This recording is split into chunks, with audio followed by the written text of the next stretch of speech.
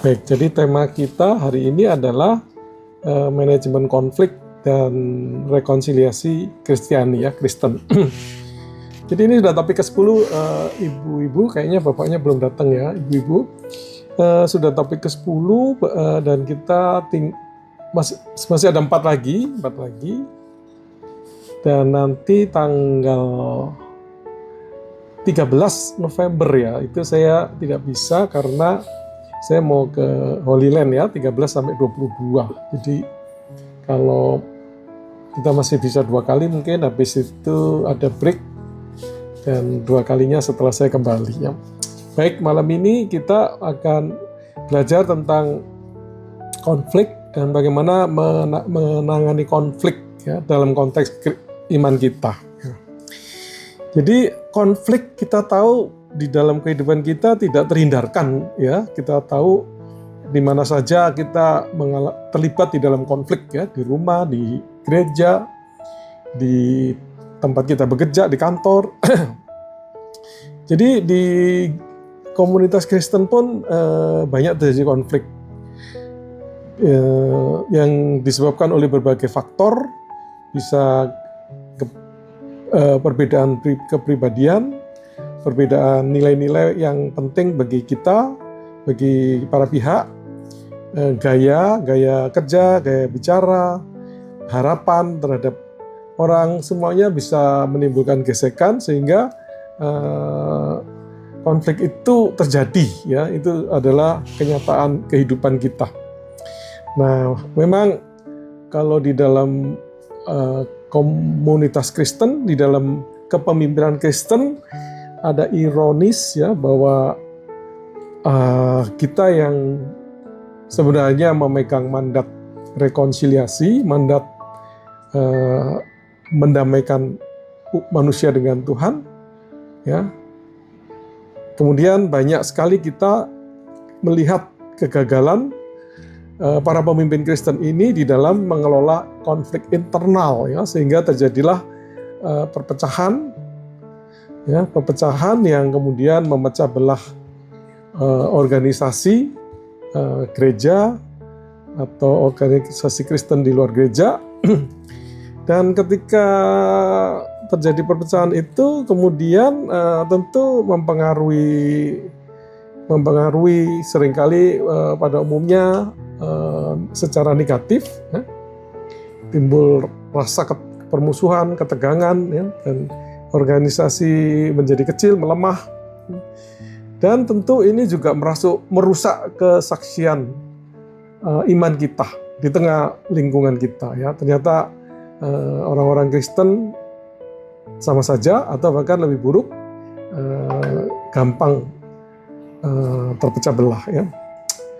Nah, Bapak Ibu, sebenarnya kita perlu menyadari bahwa ya, dan konflik itu akan selalu terjadi dan pasti terjadi, dan sebenarnya kalau dikelola dengan baik bisa menjadi sarana pertumbuhan karakter kita ya, dilatih mengasihi, dilatih lebih sabar ya.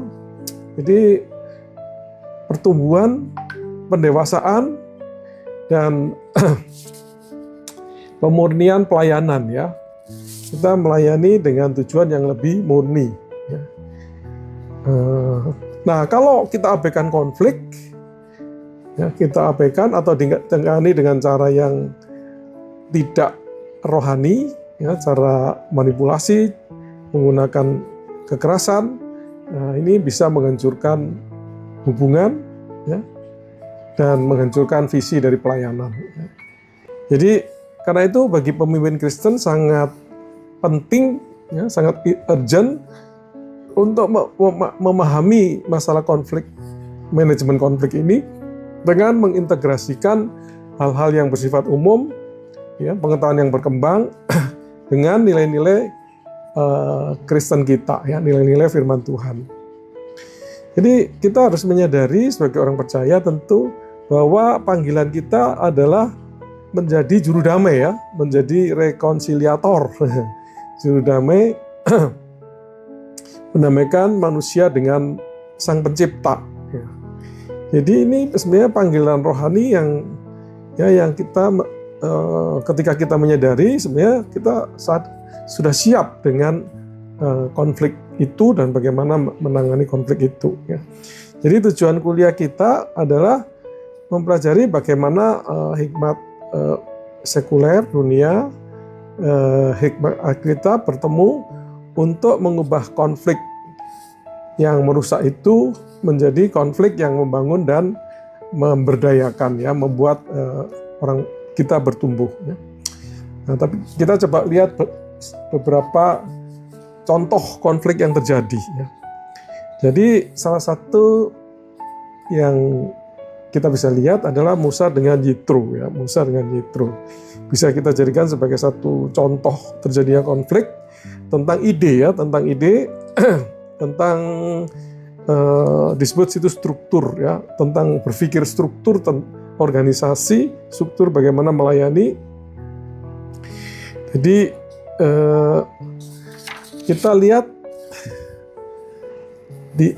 yang terjadi itu adalah perbedaan ya, konflik selalu timbul dari ketidakperbedaan ya.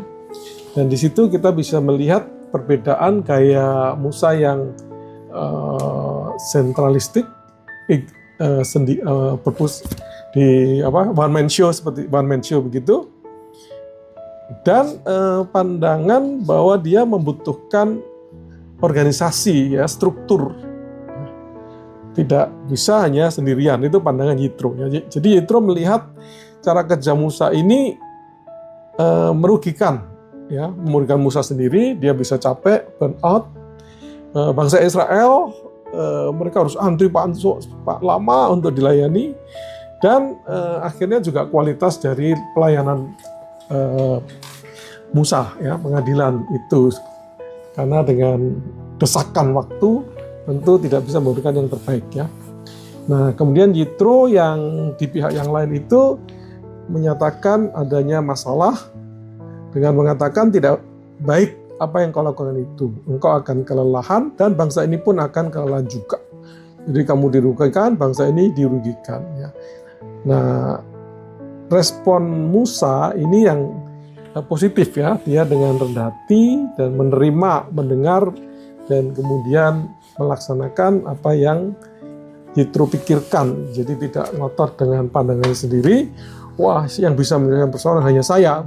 Dia tidak begitu, tapi dia langsung mengerjakan solusi yang dia dapatkan dengan berinteraksi dengan Yitro ya, dari konflik itu kemudian timbul solusi ya. Jadi konflik kalau dikelola dengan baik itu menimbulkan solusi, menimbulkan inovasi ya. Jadi hasilnya kan kita tahu bahwa kemudian terjadilah sistem pendelegasian ya, yang berjenjang dengan pimpinan 1.150 dan 10, sehingga terjadi efisiensi di dalam penghakiman ya, proses penghakiman bangsa Israel ya. Jadi kita bisa belajar bahwa konflik di dalam ide itu kalau dikelola dengan kerendahan hati ya, dapat menghasilkan perubahan yang bermanfaat ya. Dalam hal ini perubahan struktur bagaimana kemudian Musa bisa melayani bangsa Israel ya. Jadi kita juga bisa belajar pemimpin itu harus mendengar ya, harus dengan hati mau mendengar demi perbaikan sistem ya, demi perbaikan. Jadi meskipun hubungan Yitro dan Musa itu sebenarnya baik ya, tetapi tetap saja di dalamnya terjadi konfrontasi ide ya, bagaimana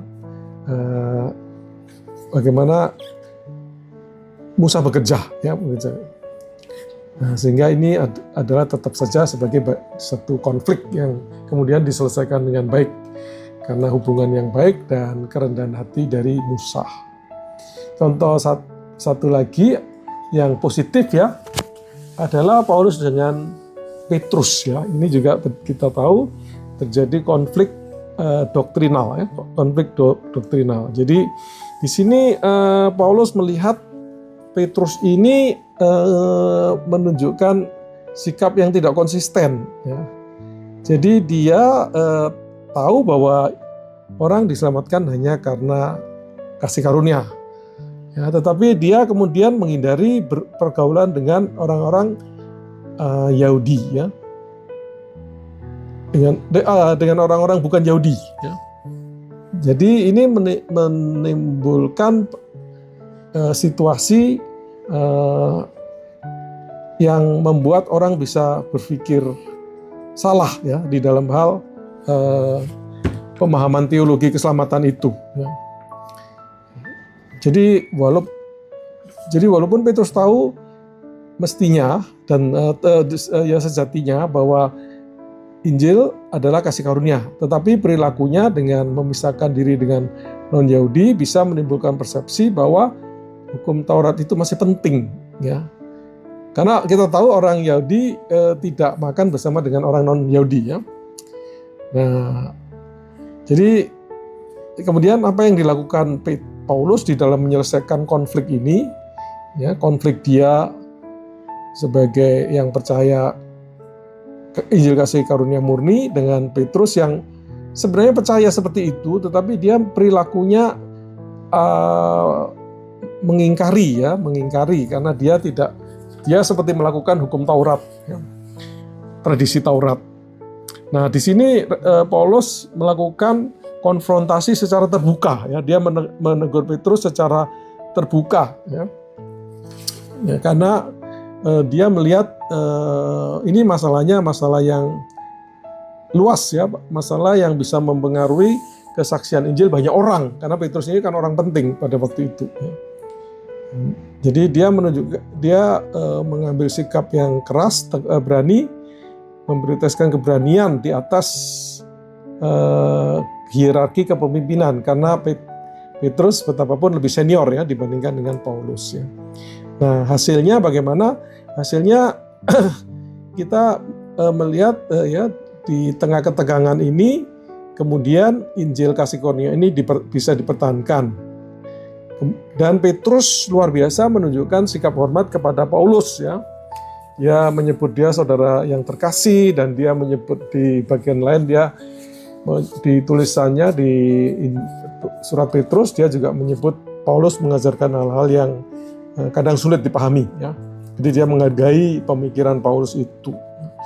Jadi kita bisa belajar bahwa konflik pengajaran itu, ya, perlu ditangani, ya, dengan tegas, ya, ya. Jadi prinsip itu harus dikonfrontasi. Jadi kalau ada ajaran yang tidak benar masuk ke gereja, misalnya kita undang pendeta, dia bicara yang tidak sesuai dengan firman Tuhan, maka kita harus konfrontasi dan kita harus tegaskan di depan jemaat yang sudah keburu mendengar, ya, supaya mereka tidak kemudian menyerap pengajaran yang salah, ya.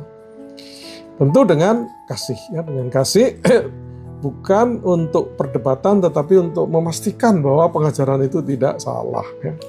Baik, itu dua contoh, ya, betapa konflik itu terjadi di lingkungan ini para rasul, bahkan di lingkungan para rasul, dan, ya, ditangani dengan caranya dan hasilnya juga sangat positif, ya.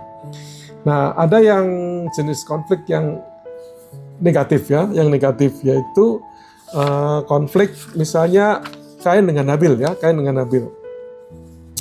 Jadi ini contoh yang konflik yang emosi, iri, ya, dan juga ada unsur rohaninya, ya. Jadi Kain kita tahu iri terhadap Habil karena persembahan dia ditolak, sementara persembahan Habil diterima, ya. Jadi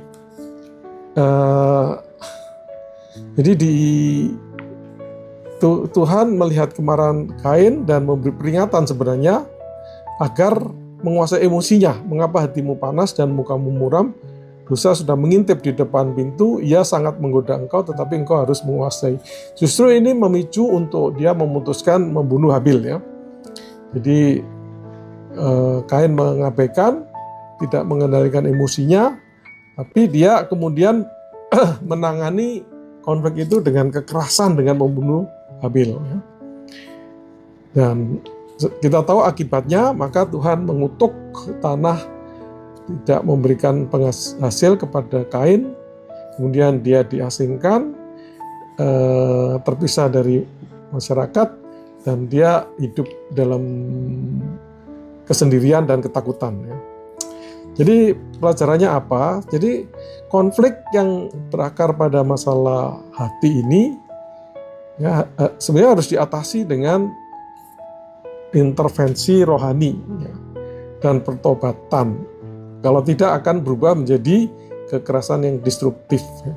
Jadi kalau ada dua pihak yang berkonflik secara emosi seperti ini, maka seyogianya ada seseorang yang mengintervensi dan melakukan pendekatan rohani untuk menjadikan orang-orang yang berkonflik itu dari sisi yang emosi itu bertobat ya. Itu sebenarnya ada beberapa, tapi saya rasa saya nggak memberikan contoh lain lagi. Oh ini ya, Korah dan Musa ya.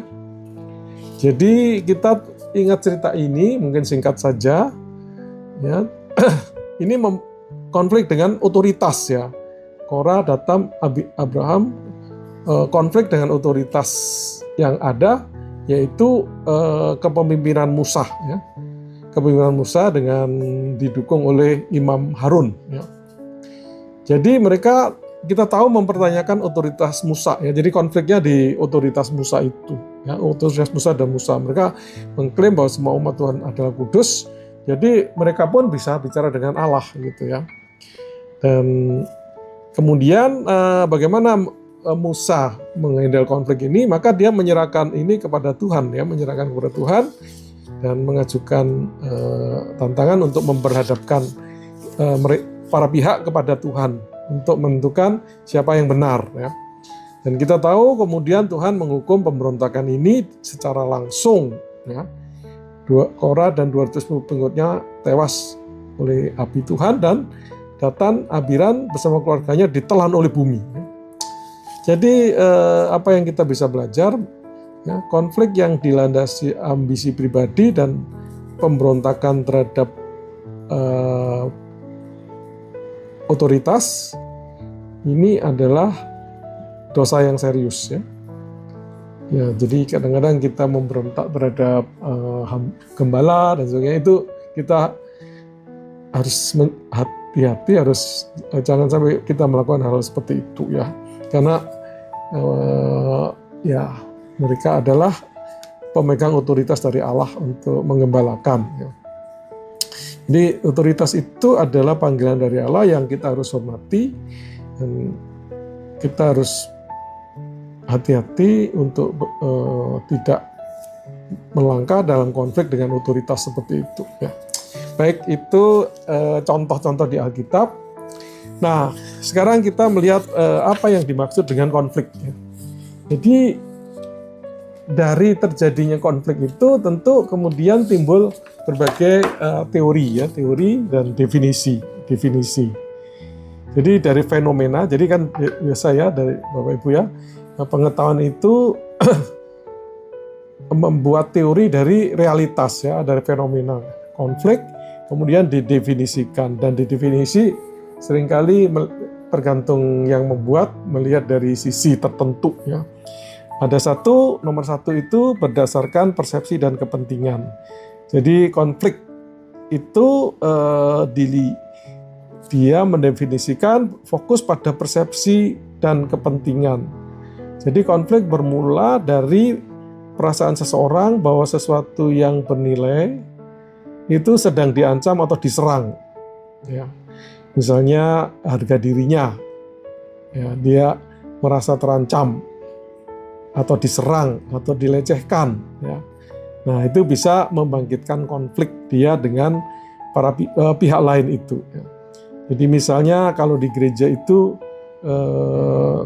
ketua komisi pemuda misalnya, ya, kemudian merasa idenya ditolak oleh majelis.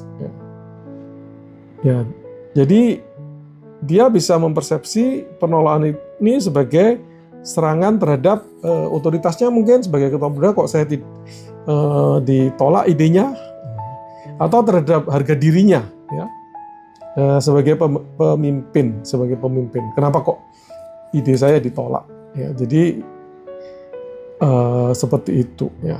Jadi dia konflik karena persepsi dia terhadap pihak lain, ya, atau merasa kepentingannya diserang, ya, dihalangi, ya. Jadi ada yang berdasarkan jadi konflik is a proses, adalah proses yang dimulai ketika satu pihak mempersepsi bahwa pihak lain mempengaruhi sesuatu secara negatif yang pihak pertama peduli, ya. Jadi seperti itu. Nah, yang kedua adalah berdasarkan ketidakcocokan internal. Jadi konflik adalah situasi di mana sasaran, sikap, emosi atau perilaku yang tidak cocok, tidak kompatibel, tidak sesuai, membawa kepada disagreement, pertentangan atau oposisi. Jadi di sini penekanannya adalah pada ketidakcocokan. Jadi akar dari konflik itu adalah dari saling bertentangan antara pihak-pihak yang terlibat, ya. Seperti dalam hal tujuan yang tidak sejalan, ya. Jadi misalnya Bapak Ibu, kalau di perusahaan itu kan ada pihak marketing, ada pihak keuangan, ya, finance accounting. Ya, itu seringkali konflik karena yang keuangan ingin efisien, tapi yang marketing ingin dana lebih untuk kualitas atau untuk promosi, ya. Jadi itu seringkali tidak ketemu karena ada ketidakcocokan, ya. Itu, ya. Kalau di gereja mungkin juga bisa begitu, ya. Ada bagian yang mengelola uang, ada yang menggunakan uang itu, ya, untuk pelayanan, untuk apapun, ya, yang menggunakan ingin menggunakan dengan leluasa, sedangkan yang mengelola keuangan, accountingnya misalnya, ingin efisien, ya. Jadi misalnya tim misi ingin anggarannya tertentu, ya, dengan segala alasannya bahwa ini adalah untuk misi, ya. Sementara bendahara, ya, dia selalu berpikir untuk punya dana darurat, ya, sehingga tidak bisa melepaskan dana dengan seperti yang diharapkan oleh tim misi, ya. Jadi kedua tujuan ini tidak cocok gitu. Satunya ingin mengeluarkan lebih lagi, satunya ingin menjaga agar pengeluaran tidak berlebih, ya. Jadi itu yang nomor 2. Yang nomor 3 itu karena proses interaktif, ya. Konflik adalah proses interaktif yang diwujudkan dalam ketidakcocokan, perselisihan atau oposisi dalam kelompok sosial, ya. Apakah antar individu, antar kelompok, antar organisasi, ya. Jadi penekanannya adalah proses interaktif, ya. Dari proses interaksi itu di antara jadi proses interaksi dan kelompok sosial, ya. Jadi ada 2 kelompok, ada proses interaksi, ya. Dan di dalam proses interaksi yang berkelanjutan itu kemudian timbul konflik, ya. Jadi timbul perbedaan, ya.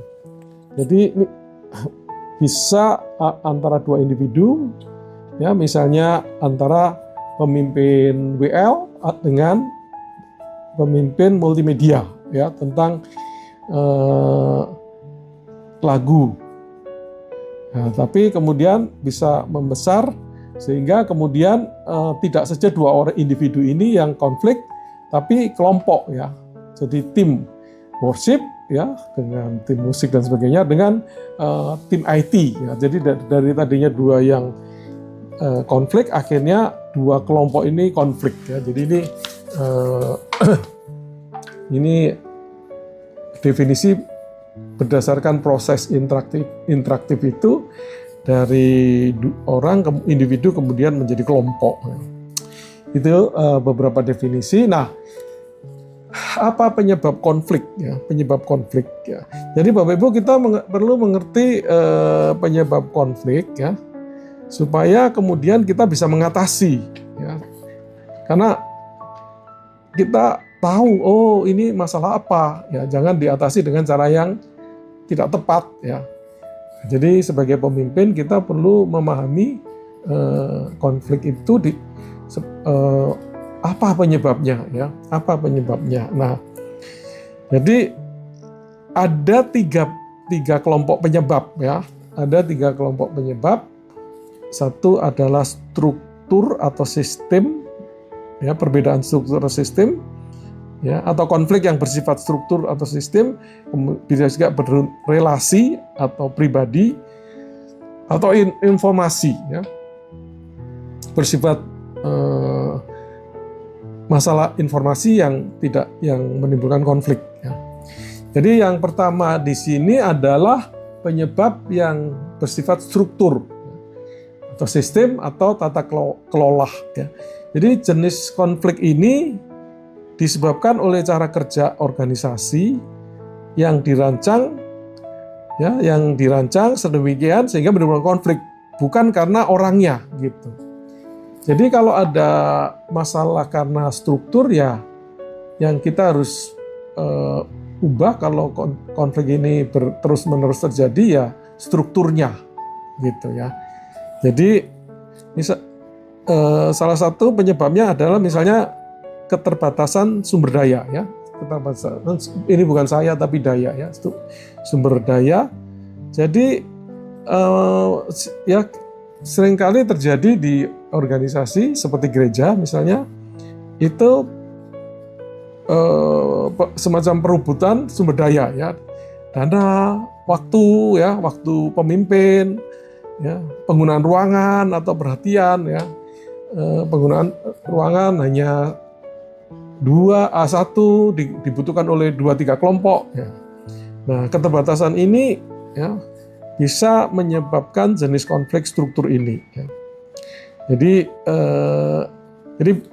di dalam pelayanan bisa terjadi perebutan, misalnya dana misi, dan misalnya dana untuk misi keluar sama dana untuk katakan pelayanan pemuda gitu. Jadi pemuda pengen ada dana cukup dibudgetkan untuk pelayanan mereka, sementara PI misi keluar juga membutuhkan dana. Nah, jadi keterbatasan dana seperti ini bisa menjadi penyebab konflik ya, konflik antar yang memiliki program tadi ya, atau tujuan. Nah, jadi ketika tidak diatur dengan jelas ya, wewenang, tanggung jawab antar individu yang tumbang tindih itu bisa juga menjadi bagian dari yang menyebabkan konflik ini ya. Jadi peran dan tanggung jawab yang tidak jelas ya, sehingga dia bisa melakukan hal-hal yang kemana-mana gitu. Nah, jadi misalnya gembala, ada wakil gembala. Nah, wakil gembalanya ini apa wewenangnya ya? Nah, dia merambah kemana-mana. Nah, ini potensi menimbulkan konflik ya. Bahkan bisa menimbulkan konflik dengan gembalanya sendiri karena tidak ada kejelasan tugas dan tanggung jawab itu ya. Jadi penting ya, kalau ini masalahnya ya kemudian didefinisikan dengan lebih jelas tanggung jawab dari pihak yang konflik itu ya. Kemudian perbedaan tujuan antar unit ya. Tujuan yang bertentangan antar divisi itu juga potensi menyebabkan konflik ya. Jadi misalnya itu tadi ya, bagian keuangan fokusnya penghematan dana, ya. Bagian multimedia fokus pada kualitas, ya. Jadi biayanya tinggi, ya. Nah, dana penghematan. Nah, ini perbedaan tujuan ini kalau tidak dikelola dengan baik, menimbulkan konflik yang bisa merusak, ya.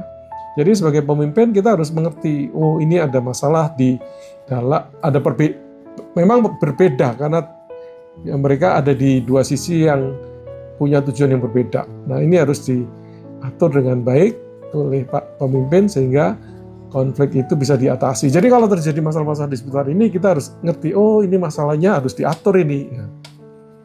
Ya, Pak. Keterbatasan sumber daya ini bagaimana mengaturnya? Ya, mungkin dibikin jadwal, ya, diberi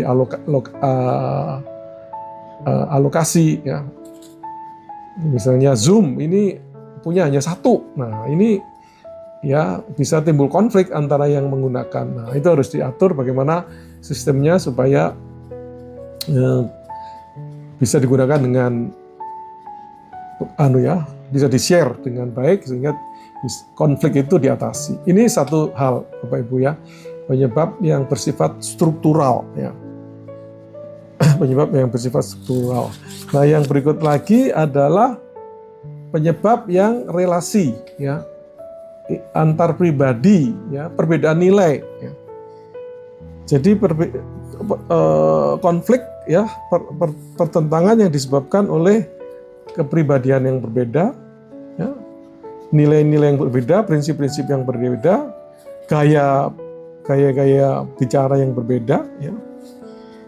Jadi perbedaan gaya komunikasi bisa menimbulkan salah paham, ya, ya. Jadi ya kita perlu tahu apakah ini, ya, gaya bicara orang yang kemudian disalah paham, ya, oleh pihak lain, ya, sehingga kemudian timbul konflik itu, ya. Atau perbedaan nilai dan keyakinan, ya. Jadi ini bisa berbenturan, ya. Ada orang yang menekankan satu hal, kelompok lain menekankan hal yang lain. Misalnya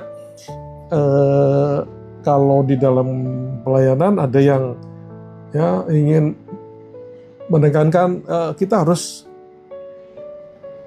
fokus di kualitas rohani jemaat lokal, ya. Program harus kita utamakan di sana, biaya ke sana, ya. Tapi mungkin ada yang berpikir, oh kita harus eksternal fokus, kita harus lebih perhatian terhadap komunitas di luar gereja, ya. Kita harus melayani di luar gereja kita. Jadi ada perbedaan seperti itu bisa menimbulkan konflik, ya. Bisa menimbulkan konflik, dan ya kembali itu harus diatasi oleh sang pemimpin, ya. Dan ya ada juga konflik karena kecerdasan emosional yang rendah, ya. Orang yang tidak mampu bersabar, tidak mampu tenang di dalam berbicara, sehingga, ya, tidak mampu mengelola emosi dengan baik, sehingga gampang sekali timbul konflik di antara orang-orang seperti ini. Dan jadi ini masalahnya berbeda lagi, ya. Bagaimana seorang pemimpin akan mengintervensi ketika tahu yang dipimpin itu memang kecerdasan emosinya rendah, ya. Nah, penyebab ketiga adalah masalah informasi, ya. Masalah informasi atau baik itu data maupun persepsi, ya. Jadi ketika data tidak cukup atau pemikiran tentang fakta itu tidak lengkap, ya, bias, ya. Nah, itu bisa menimbulkan salah sangka dan akhirnya konflik, ya. Ya. Jadi bisa informasi kurang sehingga tidak tahu, ya kan? Jadi seperti sekarang ini masalah ijazah palsu ini ini ada mungkin data masih kurang, tapi juga bisa persepsi terhadap data itu, ya, datanya sudah sepertinya ada, tetapi di persepsi itu direkayasa. Jadi misalnya Jokowi dikatakan adalah alumni kebanggaan. Nah, sebenarnya itu sudah bisa menjadi data bahwa dia betul-betul lulus, ya. Apalagi kebanggaan. Ya. Tapi kemudian pihak yang lain mengatakan, alumni itu tidak harus lulus, ya. Dia bisa beberapa tahun sehingga dia tidak punya ijazah. Nah, di situ memang karena ya pikirannya ketidaksediaan orang terbuka pikirannya, akhirnya konflik itu tidak selesai dengan diumumkannya bahwa Jokowi adalah pemimpin alumni kebanggaan, ya, itu. Jadi sebenarnya sih kalau sebenarnya sudah ditegaskan juga, ya, bahwa dia juga alumni dan sebagainya. Jadi di situ ada informasi yang sepertinya kurang atau persepsi yang kemudian dipelintir sehingga kalau konflik itu tidak berhenti, ya, konflik tidak berhenti. Jadi kita kalau mempersepsi sesuatu dengan salah, maka ya akhirnya timbul konflik. Ya, misalnya seorang anggota tim pelayanan itu datangnya terlambat, ya. Nah, apa persepsi dari pemimpin, ya, atau pihak lain, teman-teman yang lain? Dia malas, ya. Atau bisa juga dia melihat terlalu banyak tugas gitu. Jadi itu penanganannya akan berbeda, ya. Kalau malas itu masalah kerohanian yang perlu dikembangkan, ya. Tapi kalau banyak tugas berarti masalah struktur, ya, berarti dia tugasnya diatur lagi, ya. Jadi Bapak Ibu, kita memahami penyebab konflik ini, ya, apakah itu struktur, ya, apakah itu relasi, apakah informasi, ini akan mengarahkan pemimpin di dalam melakukan intervensi, ya, kepada para pihak yang konflik, ya. Apakah perlu mengubah struktur, jadi pekerjaannya diatur ulang, ya, jadwalnya diatur ulang, ya, dan sebagainya, atau memperbaiki komunikasi, ya, karena masalah interpersonal tadi, ya, atau meluruskan informasi karena informasinya tidak sampai, ya, sehingga timbul konflik. Jadi itu Bapak Ibu, ya. Baik, kita masih ada waktu sekitar 20 menit. Nah, sekarang manajemen konflik, ya. Setelah kita tahu definisi konflik, penyebab konflik, maka kita perlu juga sedikit belajar tentang manajemen konflik, ya, manajemen konflik. Jadi manajemen konflik juga ada sejumlah definisi dan di sini saya kemukakan 3, ya. Jadi manajemen konflik ini adalah jadi bukan sekedar supaya persoalannya selesai, konfliknya selesai, tetapi juga bagaimana mengarahkan konflik ini memberikan hasil yang lebih konstruktif, ya. Karena dunia sekuler tahu, ya, menyadari betapa konflik itu terjadi dan itu punya nilai-nilai positif, ya, nilai positif. Nah, jadi ada definisi pertama, manajemen konflik itu yang fokus pada kualitas proses, ya. Kualitas proses. Jadi conflict management is the practice of identifying and handling conflict in a sensible, fair and efficient manner. Jadi dia menekankan kualitas proses dan etika, ya. Jadi manajemen konflik adalah praktek yang harus dilakukan dengan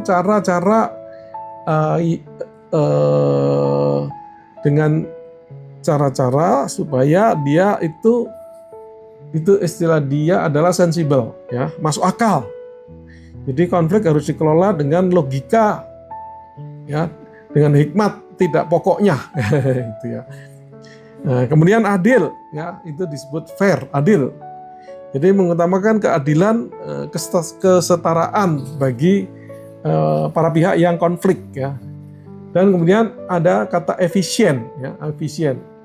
Jadi menghasilkan penyelesaian dengan sumber daya yang minimal, ya, minimal. Sumber daya itu waktu dan energi, ya, yang minimal. Jadi itu satu definisi. Definisi kedua menekankan pada gaya dan metode, ya, gaya dan metode.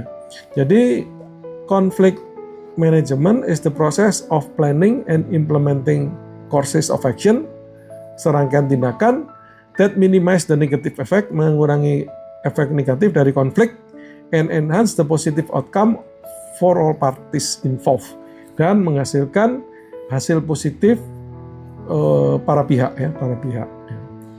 Jadi dia menekankan tujuan ganda, yaitu meminimalkan hal-hal yang negatif dan memaksimalkan hal-hal yang positif, ya. Jadi dia berusaha mengendalikan supaya tidak rusak, meminimalkan kerusakan, ya, baik itu emosi, ya, perpecahan dari konflik, ya, dan sekaligus menciptakan nilai, ya, meningkatkan hasil positif, ya. Sehingga dari konflik itu timbul inovasi, timbul pemahaman, timbul hubungan yang diperbaiki dan sebagainya, ya. Jadi didamaikan dan kemudian menjadi lebih kuat lagi hubungan. Nah, itu yang manajemen konflik nomor 2, ya. Nomor tiga. Jadi nomor 3 itu fokusnya pada intervensi, ya. Conflict management is the strategy that guide managers' effort to address the causes and manifestation of actual conflict. Jadi dia adalah strategi untuk yang mengarahkan usaha menangani penyebab dan wujud daripada konflik itu, ya.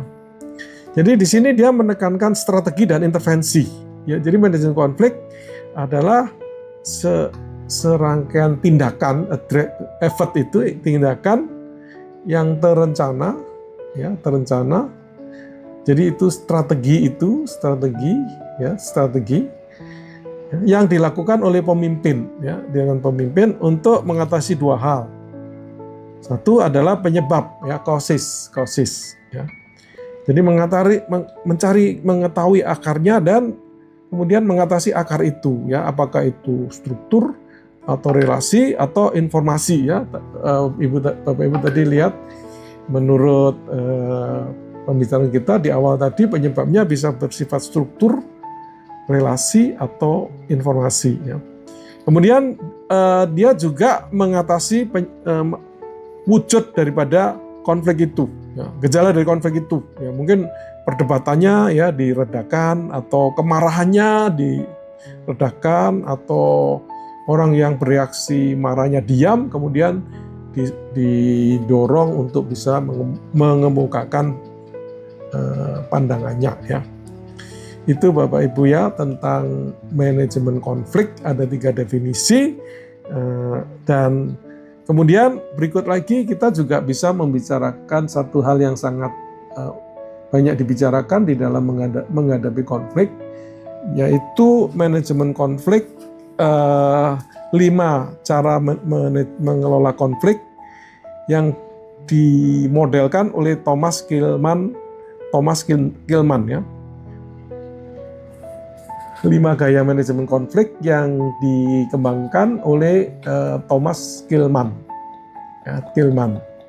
Nah, di 5 itu didasarkan pada 2 hal, yaitu asertif atau ketegasan, ya, ketegasan, dan kooperatif, ya, kerjasama, ya.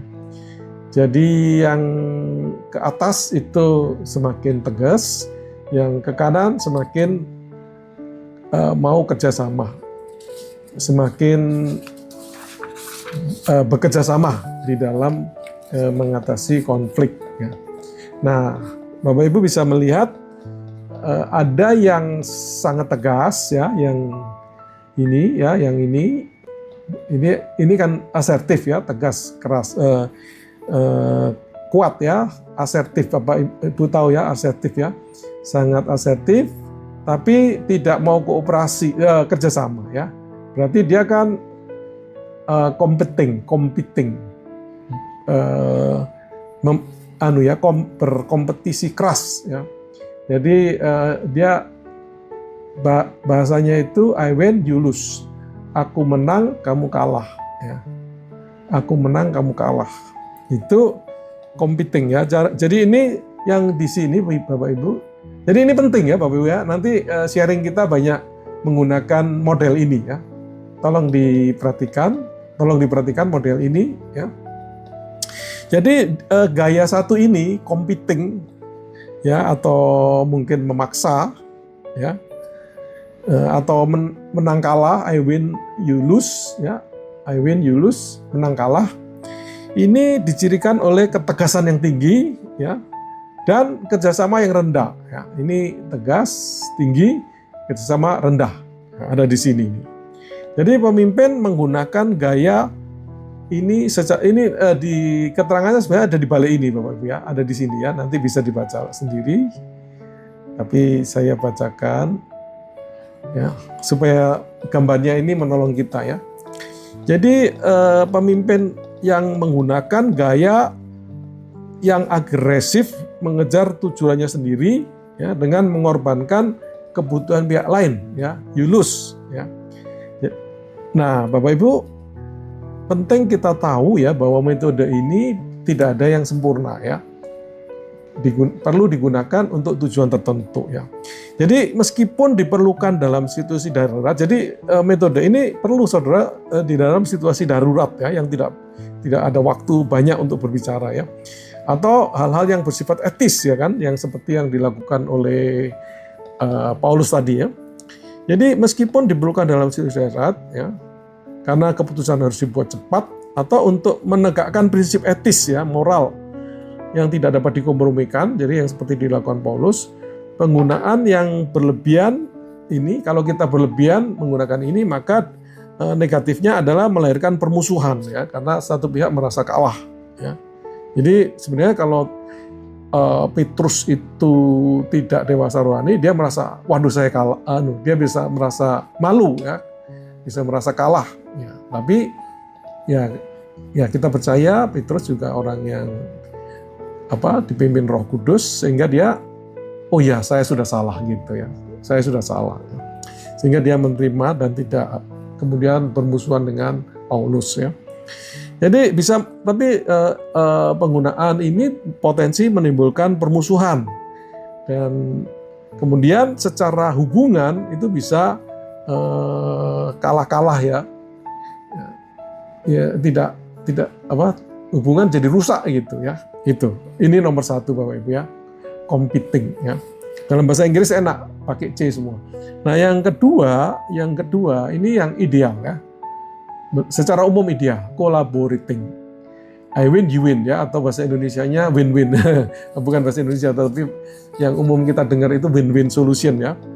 Jadi ini sifatnya berkolaborasi antar pihak ya, dan menang-menang ya, I win you win, I win you win.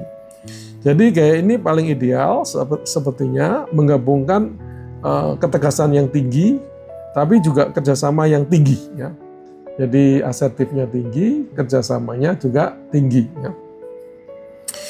Jadi tujuannya adalah mencari solusi yang kreatif ya, memenuhi kebutuhan para pihak ya, kedua pihak. Jadi ini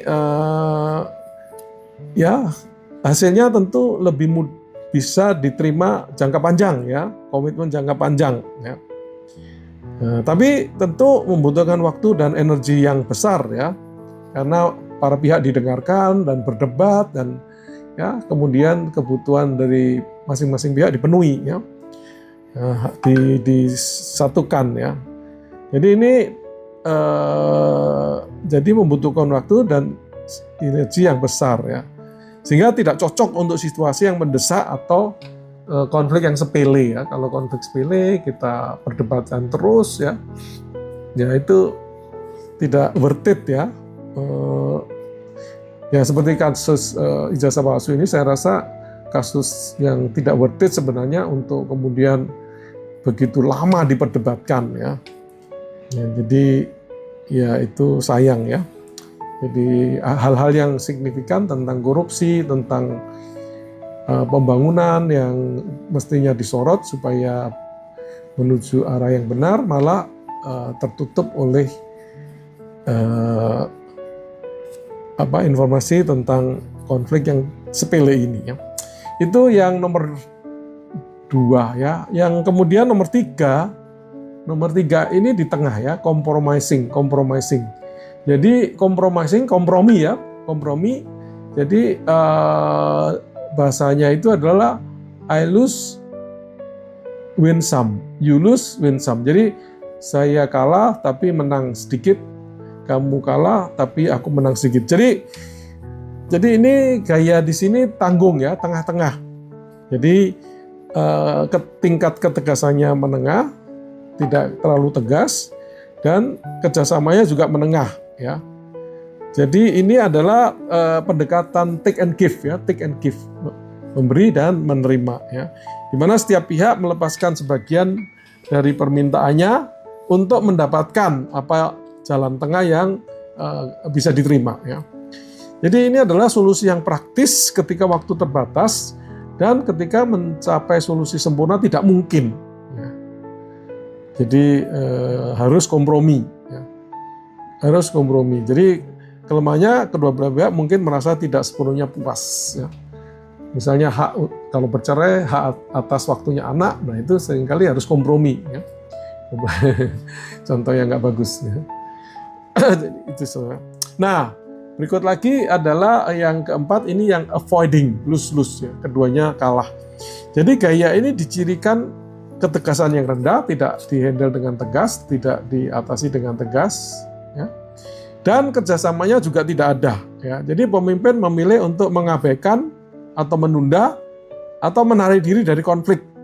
Ya. Jadi konflik tidak diatasi. Ya.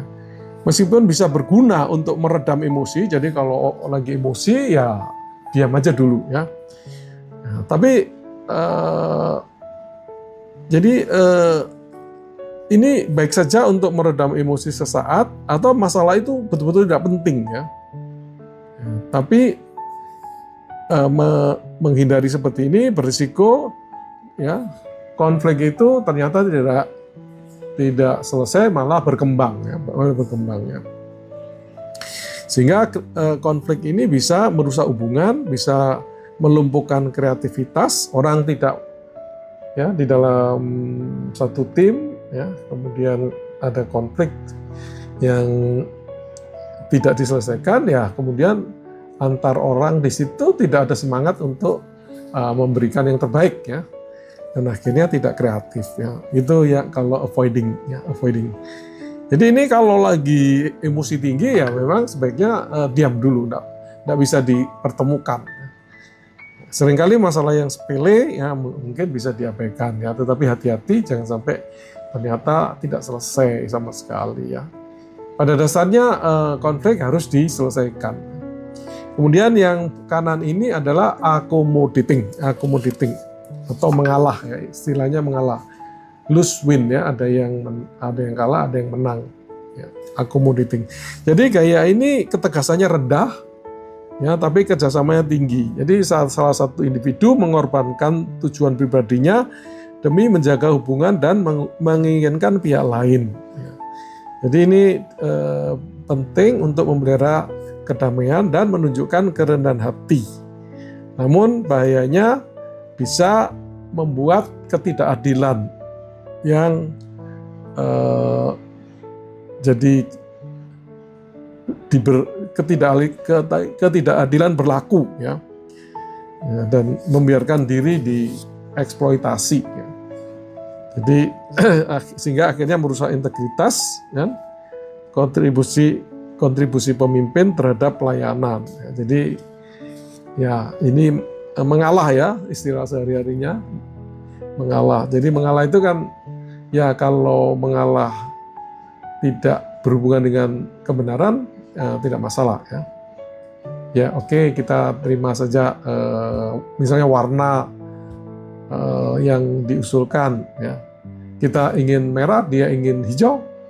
Oke deh, dia keras hijau. Oke, kita terima. Ya itu tidak masalah ya. Tetapi kalau kemudian hubungannya itu dengan sesuatu yang prinsip ya, dia ingin program apa ya, sementara kita tahu bahwa program penginjilan itu harus dikerjakan oleh gereja. Tapi karena semua tenaga sudah dia minta untuk acara perayaan Natal misalnya ya, dana semua ke sana ya. Ya, itu kalau kita mengalah akhirnya ya gereja kita tidak sehat ya, karena tidak melakukan bagian penting daripada misi gereja itu sendiri ya. Jadi ini penting sekali Bapak Ibu dan sangat terkenal, karena itu nanti bisa banyak dipelajari ya. Catatannya ada di sini ya kan. Kemudian kita bisa lihat beberapa contoh di Alkitab, misalnya competing tadi ya, yang keras tadi ya, memaksa itu. Jadi misalnya itu ya, Elia dan Nabi Baal. Elia tegas dan tidak kompromi dengan penyembahan berhala, ya kan? Tidak bisa collaborating, tidak bisa kompromi, tidak bisa dihindarkan, ya, tidak bisa akomodasi, Oke deh, sebagian menyembah, sebagian tidak, atau hari tertentu menyembah, hari lain tidak, kan tidak bisa begitu Bapak Ibu ya. Competing ya, competing. Kemudian collaborating ya, collaborating. Jadi di Kisah Para Rasul itu kita mendengar bagaimana konflik antara orang Kristen Yahudi dan Yunani ya, dan kemudian masalah meja ini ya kalau nggak salah ya. Nah, kemudian mereka mencari solusi yang adil dengan mengangkat orang tertentu supaya kebutuhan mereka dipenuhi ya. Compromising ya, compromising. Ya, ini contohnya itu Raja Salomo dan dua wanita ya. Itu sebenarnya ya ini sebenarnya hikmat Salomo ya untuk mendapatkan siapa yang ibu sebenarnya ya. Tapi seolah-olah kompromi ya. Dapat separuh-separuh ya. Kompromi. Nah, yang menghindar ya, jadi pada waktu Yesus konflik ya dia menghindar, menunda konfrontasinya hingga saatnya tiba. Ya. Kemudian accommodating, mengalah. Ya, kita ingat peristiwa Abraham, ya dia akan ada konflik mau pilih wilayah mana. Nah, kemudian Abraham memberi pilihan kepada Lot, kamu mau kemana? Saya akan ke tempat sebaliknya. Ya. Dia mengalah demi perdamaian keluarga. Ya. Jadi Bapak Ibu, itu catatan di bawah itu tidak ada gaya yang selalu benar atau salah. Ya, kadang digunakan untuk situasi dan tujuan tertentu. Ya. Perlu hikmat bagi para pemimpin Kristen seperti kita ini untuk memilih ya mana yang kita gunakan. Ya. Baik, kita ada waktu, hampir habis ya. Jadi Bapak Ibu, kita perlu masuk ke perspektif Kristen kita tentang konflik handling ini ya. Jadi kenapa? Karena ya di dalam kekristenan kita itu harus concern atau peduli dengan konflik handling ya. Karena kita ini adalah pengemban misi rekonsiliasi ya. Bahkan rekonsiliasi manusia dengan Allah ya, yang kemudian diwujudkan dalam wujud rekonsiliasi antar manusia ya, gitu ya. Jadi karena itu penting kita itu peduli sebagai pemimpin Kristen dengan masalah rekonsiliasi ini ya. Jadi rekonsiliasi ini adalah tindakan yang memulihkan hubungan yang rusak secara rohani dan sosial. Ya, secara rohani dengan Allah, secara sosial dengan sesama. Ya. Melalui apa? Melalui apa yang Kristus kerjakan di kayu salib. Ya. Jadi ada Jadi rekonsiliasi kita ke atas dan ke samping ya. Ke atas itu mendasar ya, supaya diampuni, supaya didamaikan dengan Sang Pencipta. Tapi kemudian sebagai evidence ya itu juga ke samping ya, ke samping karena semua orang kalau sudah didamaikan dengan Sang Pencipta maka dia berdamai dengan sesama ya. Nah itu ini poin pertama. Nah poin kedua, nah, apa nilai-nilai kunci di dalam proses rekonsiliasi Kristen ini atau manajemen konflik Kristen ini ya. Maka kita harus kembali kepada nilai yang relevan ya, kasih dan pengampunan ya. Kita harus sebagai orang percaya yang saling menanggung, saling mengampuni. Ya, kalau kita tidak mengampuni, maka kita tidak diampuni juga. Ya, itu kan hukum pengampunan seperti itu. Ya. Kemudian kerendahan hati, ya mendahulukan orang lain, ya ada juga dengan kerendahan hati kita bisa meninggikan orang lain ya. Tapi juga kerendahan itu melihat siapa diri kita, sehingga kita ini lebih bisa melepas kepentingan pribadi untuk kepentingan yang lebih besar ya. Kemudian penting menghadapi bukan menghindar. Ya, ini ya kita sebagai orang percaya ini harus proaktif ya di dalam menyelesaikan persoalan karena kita ini bahkan punya misi untuk pendamaian ya. Jadi kita memang punya misi untuk mendekati orang-orang yang di dalam konflik ya. Termasuk utama konflik dengan Tuhan dan konflik dengan sesama. Kemudian tujuannya adalah pemulihan, bukan pembenaran diri. Jadi kita itu tujuan kita memulihkan, ya, memulihkan dengan kelemah lembutan orang-orang yang konflik. Ya. Jadi inilah nilai-nilai yang mendorong kita itu tidak bisa diam dengan konflik yang terjadi di lingkungan kita sebagai pemimpin Kristen. Karena kita itu memiliki nilai-nilai mengasihi, mengampuni, berhati. Kita itu memiliki nilai yang proaktif, ya. Pergilah, jadikan semua bangsa. Kita harus proaktif. Kemudian memulihkan, ya.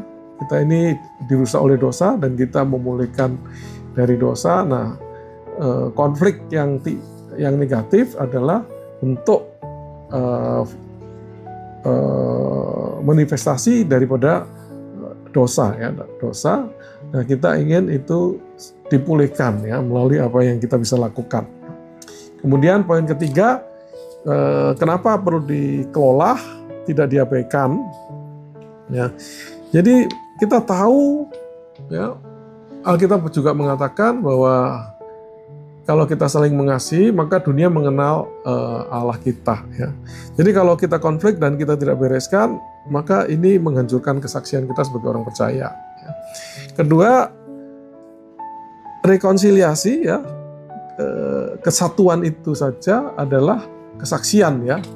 Dan kita memang dipanggil untuk menjadi kesaksian. Ya.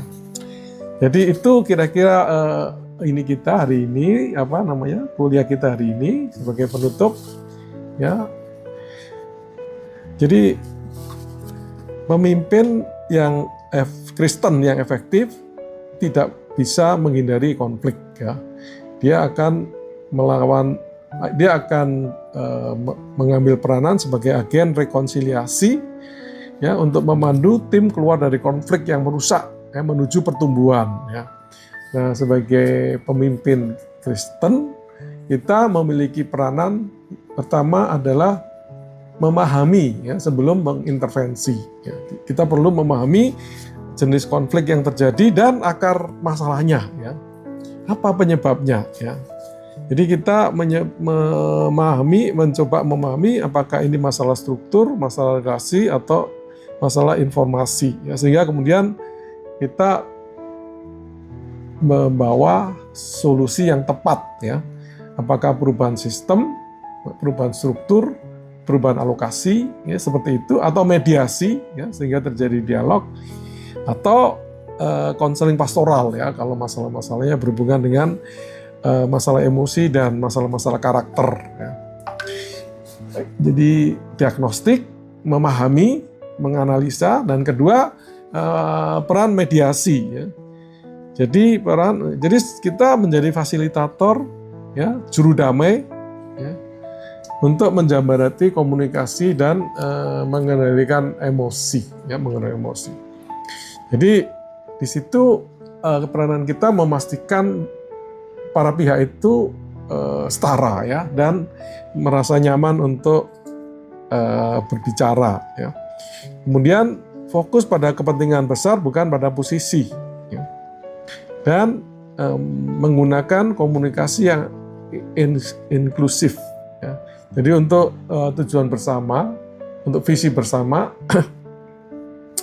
Nah, yang terakhir poinnya adalah peran kita karena masalah teologi ya. Jadi Bapak Ibu, peran ini membedakan kita dengan para pemimpin umum ya. Jadi kita itu memiliki pertanggungjawaban kepada Tuhan kita ya. Karena kita ini adalah pengemban misi rekonsiliasi ya. Jadi sebagai gembala, sebagai pemimpin, kita itu tidak bisa lepas tangan dengan konflik yang terjadi di lingkungan kita ya. Jadi dan ini memberi kesempatan untuk membina jangka panjang ya, karena tanpa konflik ya orang tidak bertumbuh Bapak Ibu ya. Tapi kalau dengan konflik itu ya, kalau dikelola dengan baik berarti juga dibina untuk berubah di dalam karakter ya, karakter. Baik ya, dan sebagai penutup ya. Jadi konflik itu dimulai dari hati. Jadi ya, karena itu kita perlu melihat kedalaman daripada konflik itu ya. Dan tujuan tertingginya adalah rekonsiliasi ya, rekonsiliasi yang juga pertumbuhan daripada para pihak ya. Dan kemudian dia memang menuntut pengorbanan ya. Jadi rekonsiliasi menuntut pengorbanan dari para pihak, yaitu bersikap rendah hati dan mau untuk melepaskan hak pribadi. Jadi itu kesimpulan kita, dan sebagai aplikasi mari kita melatih diri mendengar dengan murni dan empati ya. Kemudian kedua, mengatasi konflik itu di sumbernya dan dengan lemah lembut. Dan ketiga, mari kita menjaga kesaksian di atas kemenangan ya. Menjaga kesaksian di atas kemenangan. Jadi mari kita melepaskan hak untuk menang, tapi ya, memelihara kesatuan sebagai kesaksian tubuh Kristus lebih utama. Ya. Jadi itu yang kita bisa aplikasikan. Nah, Bapak Ibu mungkin ya, saya pikir lebih 9 menit. Jadi tapi mungkin enggak juga karena tadi kita juga mulai terlambat. Nah, sekarang kita bisa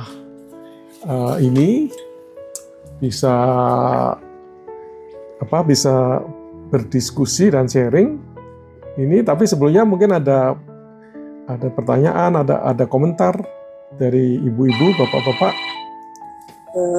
Menurut saya untuk sementara cukup jelas Pak dosen. Cukup jelas ya? Iya. Jadi kalau begitu kita bisa coba jawab yang nomor 1 ini.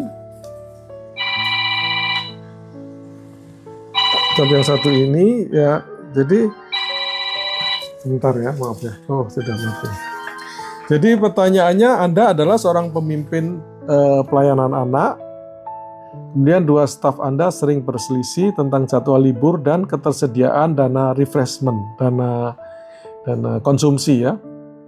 Ya, berdasarkan tinjauan berbagai penyebab konflik, apakah itu struktural, relasional, informasional, menurut Anda akar masalah ini yang paling mungkin menyebabkan jenis konflik ini apa dan mengapa. Jadi kan tadi kita sudah belajar berbagai penyebab penyebab konflik, bisa masalah pengaturan struktur, bisa masalah hubungan, ya hubungan antar pribadi, ya bisa masalah informasi yang tidak lengkap atau salah persepsi. Nah, menurut Anda akar masalah ini apa ini? Nomor 1 ini. Nomor 1 dulu. Nomor 1 dulu. Ada yang nyoba nomor 1? Saya akan coba menjawab, Pak. Ya, Ibu Sri. Menurut saya akar masalah ini ada pada struktural, Pak, yaitu sistem dan tata kelola data. Seharusnya mungkin bisa dibuat lebih tersusun dan terkelola lebih baik lagi tentang jadwal tersebut, Pak. Jadwal libur untuk mungkin jadwal dari anggota-anggotanya itu lebih tersusun dengan baik, Pak. Baik, ya Ibu Sri ya, Ibu Sri. Ada yang lain? Ada yang punya pandangan lain atau yang melengkapi? Iya, halo saya. Iya.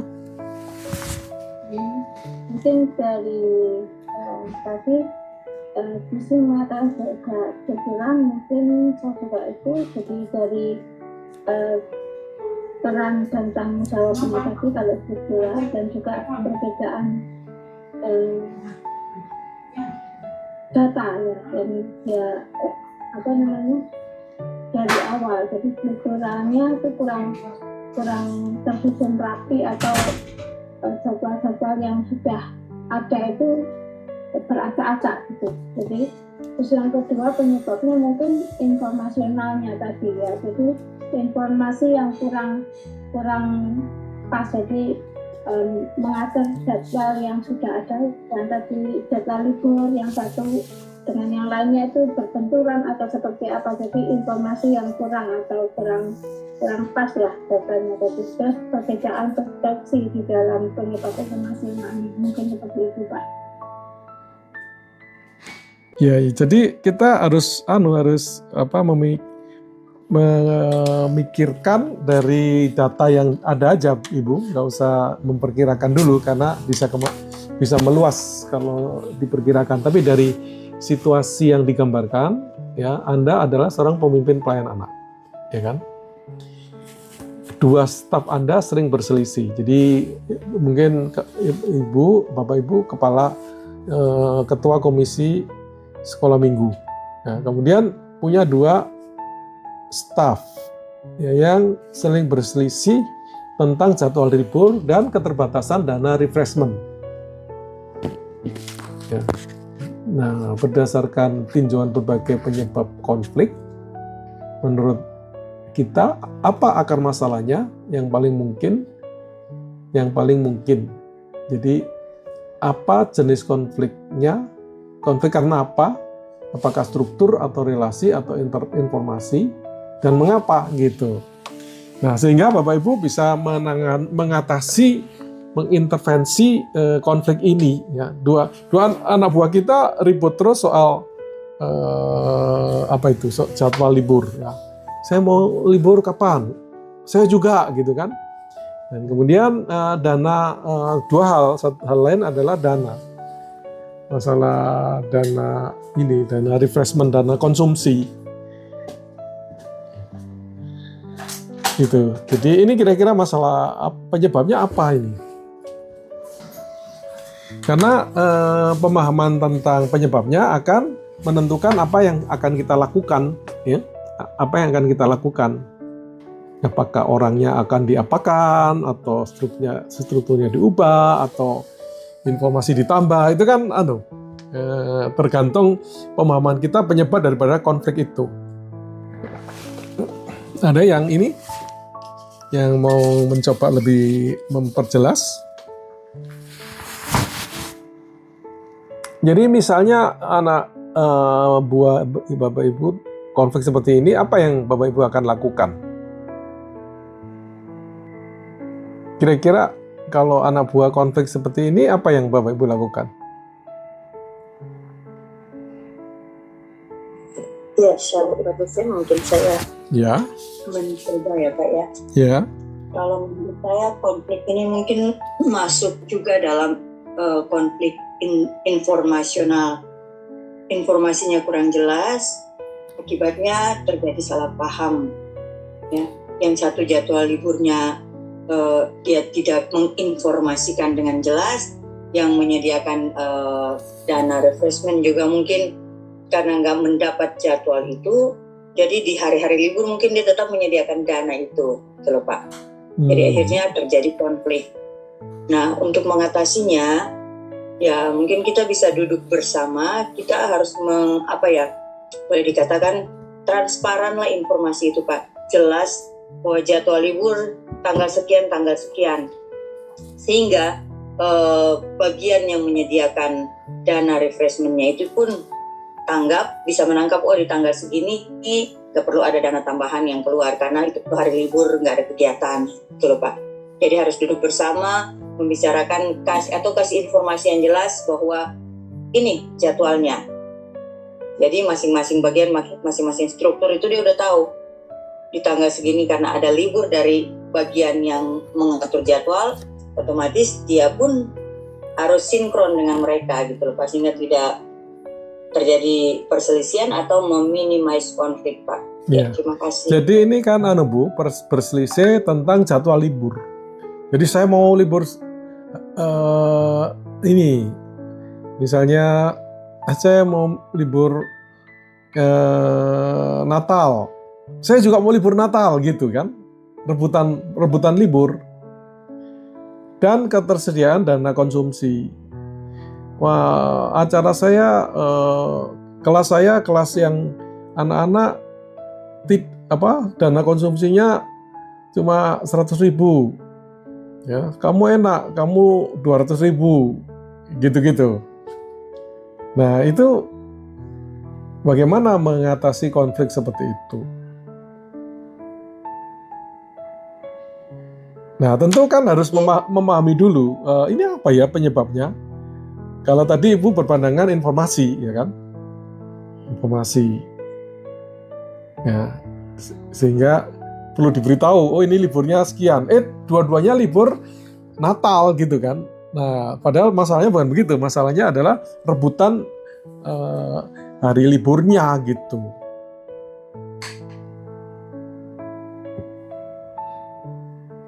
Gimana, Bu?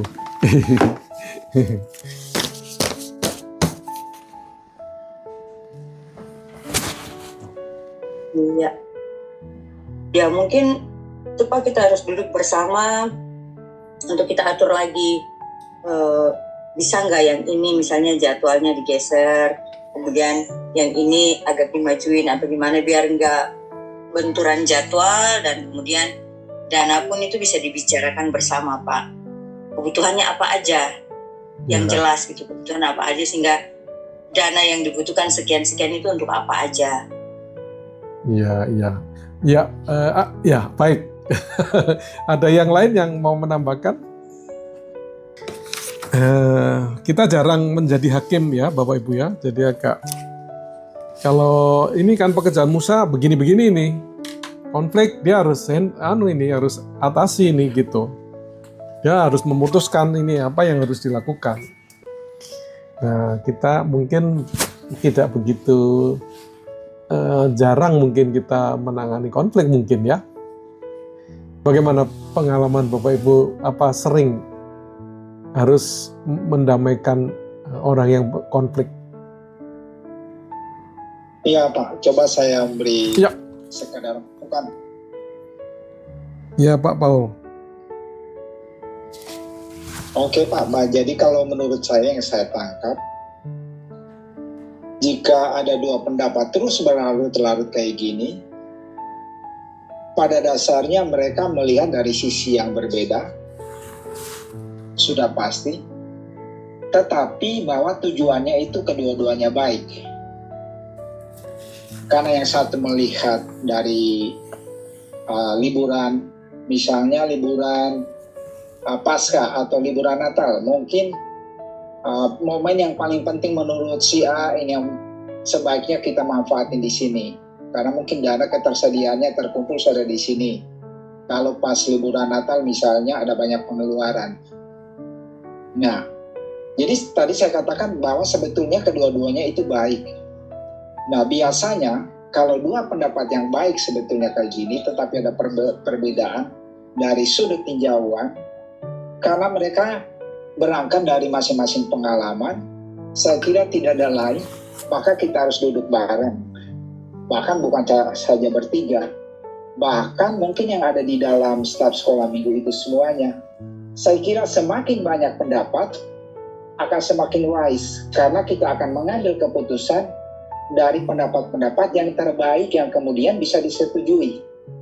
Jadi saya percaya pendekatan demikian, ini pendekatan yang bisa memberikan lebih banyak kontribusi dari sisi ada berbagai pandangan yang menurut mereka ini lebih baik.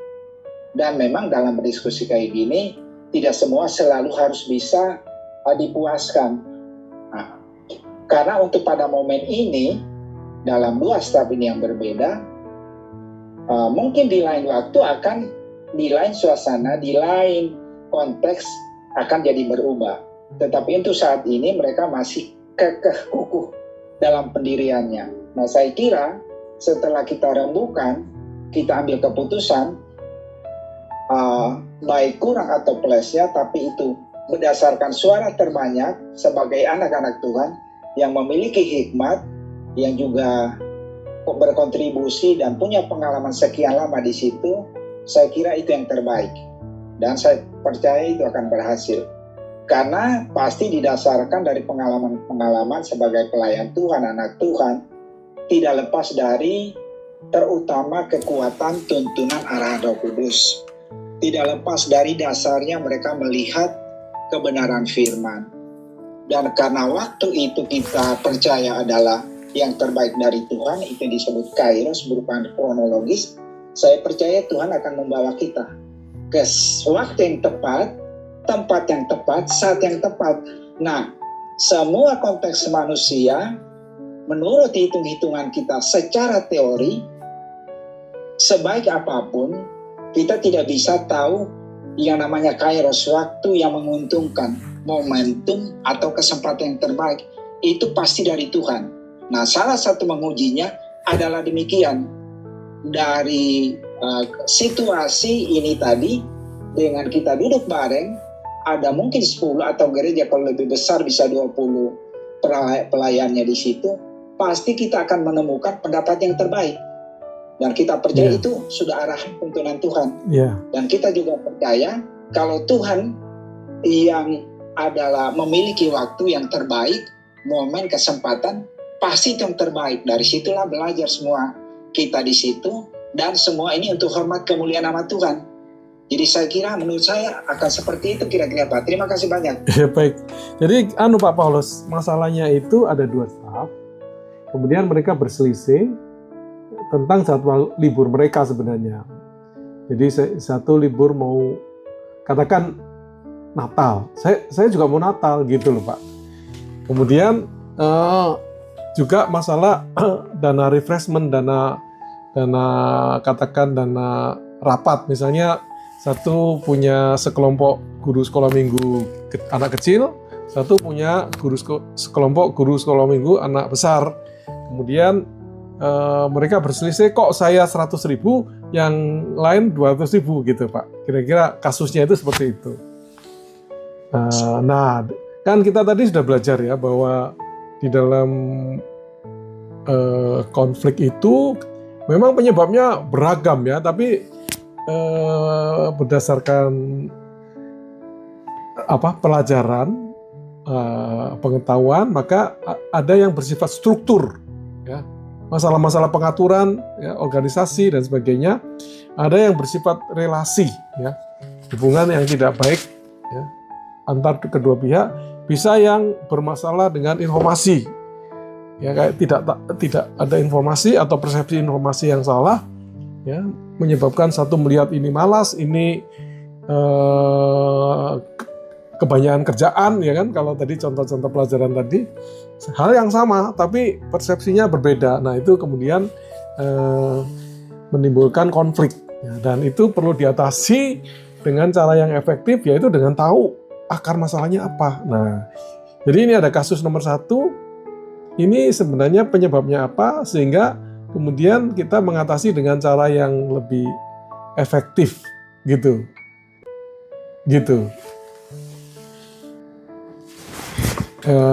Ada yang mau nyoba lagi?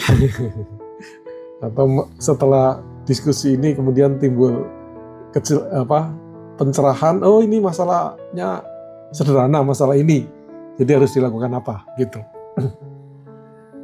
Iya Pak, saya mau coba menjawab lagi. Boleh Ibu Sri, ya. Iya, Pak. Ini mungkin akar masalahnya itu ketidakjelasan sistem tentang mungkin jadwal dan biaya, dana, ya. Ya. Mungkin dalam perencanaannya itu tadi tidak melibatkan 2 staf itu, sehingga terjadilah miskomunikasi. Karena kan jika melibatkan kedua staf bisa dibicarakan dengan baik. Biasanya kan jadwal libur itu sudah terstruktur, ya Pak, sudah kesepakatan seperti itu, rotasi dia, jadi sudah ada gilirannya. Seharusnya itu sudah disepakati dari awal. Nah, jika jadwal itu sudah ada, kan nggak mungkin kita lagi menolak itu, karena itu sudah kesepakatan dari awal seharusnya seperti itu.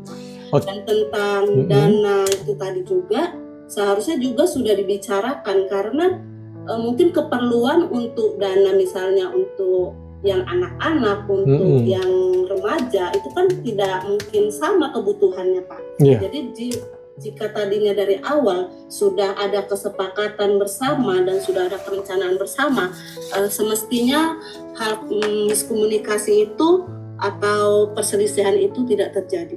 Baik. Jadi saya simpulkan untuk pertanyaan 1 ini sebenarnya apa yang diharapkan itu kita balikkan ke apa yang kita sudah pelajari, bahwa akar masalah utamanya ini seperti yang Ibu Sri, ya, terakhir tadi Ibu Sri gambarkan adalah masalah struktural, ya, masalah yang struktural. Ini bukan masalah relasi, tidak ada masalah dengan hubungan mereka, ya kan?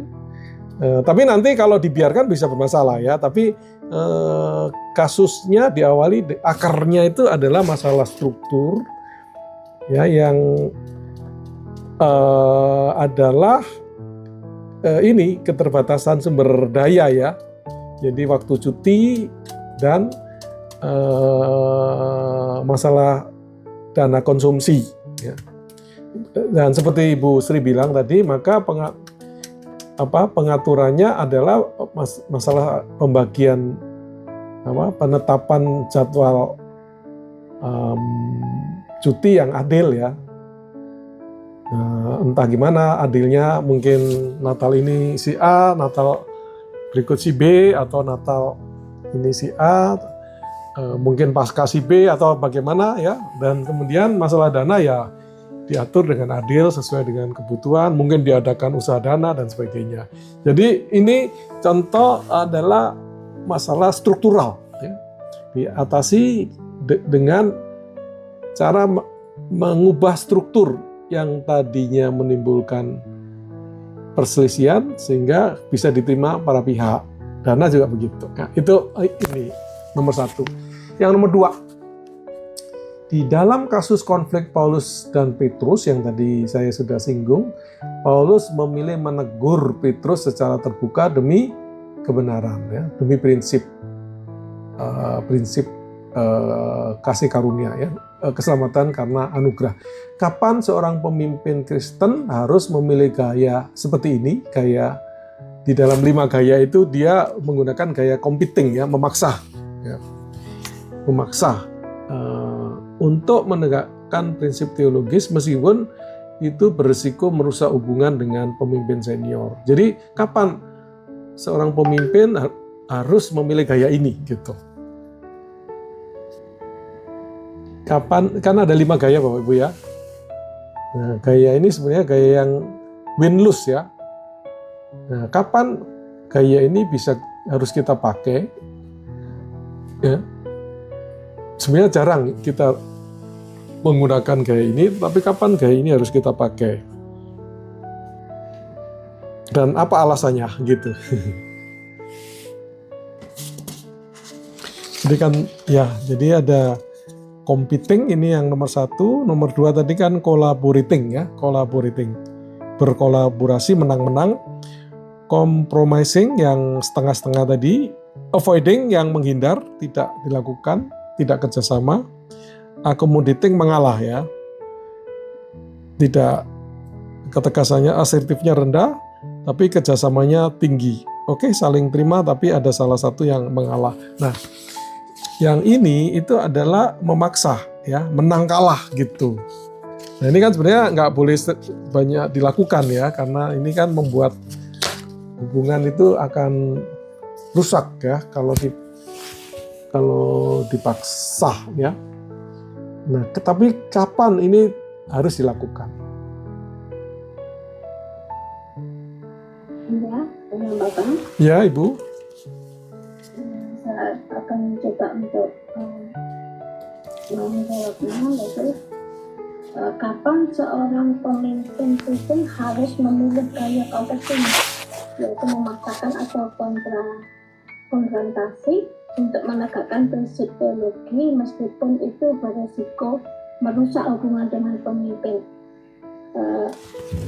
Menurut saya ini kapan seorang pemimpin mengeluarkan memilih gaya competing ini, yaitu saat kebenaran itu diselewengkan atau Injil diberitakan itu tidak sesuai. Nah itu kita harus bersikap tegas seorang pemimpin sehingga bisa mengambil resiko. Mungkin dari situ kita dari senior tadi kita ditentang atau seperti apa, yang penting kita ketika kebenaran itu dipertaruhkan, nah kita harus berani ambil sikap seperti itu. Jadi memaksakan apa yang sesuai dengan teologi yang ada. Kemudian saat orang-orang yang kita pimpin atau dalam situasi itu dipertaruhkan, misalnya iman jemaat dipertaruhkan dengan pengajaran-pengajaran yang tidak sesuai. Nah saat itu kita juga mengambil keputusan yang seperti itu, memaksakan. Jadi kalau tidak sesuai dengan Injil atau kebenaran, nah itu kita juga harus mengambil sikap, karena iman jemaat juga dipertaruhkan begitu. Jadi untuk yang mungkin ada juga mungkin tidak sesuai dengan Alkitab atau tidak Alkitabiah pengajarannya. Nah dari situ kita juga harus mengambil keputusan yang competing ini. Seperti itu Bapak. Ya, ya. Kenapa dan bagaimana dengan pendekatan lain yang compromising tadi, yang avoiding, yang pendekatan lain-lain, bagaimana dengan pendekatan yang lain-lain? Ini sementara masih competing dulu, untuk yang lain kita lihat tadi untuk yang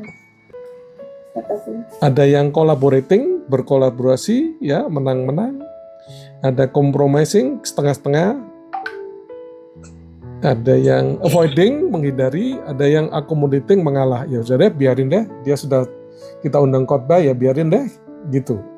Kalau avoiding, kita diamin aja. Dia sudah khotbah salah-salah, kita biarin. Kalau compromising, ya mungkin kita minta, Pak tolong gimana gitu, pokoknya jangan telak-telak gitulah Pak gitu ya. Kalau collaborating menang-menang, jadi ya menang-menang. Mungkin nggak ini terjadi menang-menang gitu. Jadi bagaimana dengan pendekatan yang lain? Ya silakan Bu. Ya. Yang pertama competing dulu Pak. Itu kalau misalnya yang dia sampaikan itu nggak sesuai dengan kebenaran firman, kita perlu tegur keras. Betul. Kenapa? Supaya jangan sampai menyimpangnya terlalu jauh, karena kalau menyimpang sedikit kita biarin makin kurvanya itu makin besar gitu kesalahannya, dan kita perlu tegur. Dia mau terima atau enggak terima, kita berdoa supaya Roh Kudus bekerja, dia bisa menyadari itu bahwa itu yang dia sampaikan salah. Ya, contohnya di gereja saya ini baru kejadian aja. Itu mereka berdebat soal panji Pak. Jadi di gereja saya tuh ada di bagian depan itu pendoa pegang panji. Iya. Dan menurut istri dari kabit doa ini, panji itu tidak boleh turun sama sekali, tangan harus tetap tegak lurus.